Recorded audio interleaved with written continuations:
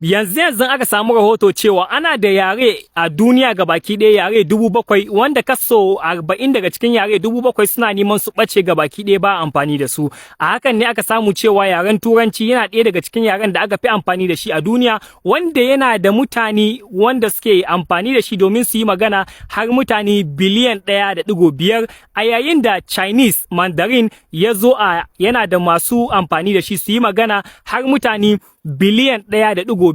Aka samu kuma Hindi, yaren India, yana da mutane masu magana da yaren wato har sama da mutane miliyan 609.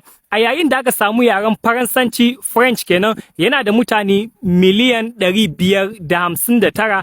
A yayin da aka samu yaren Larabci kuma yana da masu amfani da shi har miliyan 335. A yayin da Hausa da wato ainihin Yarbanci da Nigerian Pidgin English ya shiga jerin yarurruka a ƙasa Najeriya wanda ake amfani da su a duniya, wanda wasu suke tambayan cewa shin sun ji yaren Hausa ya shiga da yaren Yoruba da kuma Nigerian Pidgin, me yasa ba su ci cewa akwai yaren Igbo a cikin yarurruka wanda ya shiga jerin yarurruka wanda ake amfani da shi a duniya ba? Wasu kuma suna ganin cewa ai tunda duka ƙasa Najeriya ne mu babu bambanci. Wasu kuma suna ganin cewa ya kamata a ce yaren Igbo shi ma ya shigo ciki. Shin kuna ganin cewa ya kamata a ce yaren Igbo ya shiga cikin yaren da ake amfani da shi a duniya, ko kuma kuna ganin cewa ba shi da wato ainihin wanda suke iya yaren da yawa ne kasancewan dalilin da yasa bai shiga ba kenan? Shin menene ra'ayinku?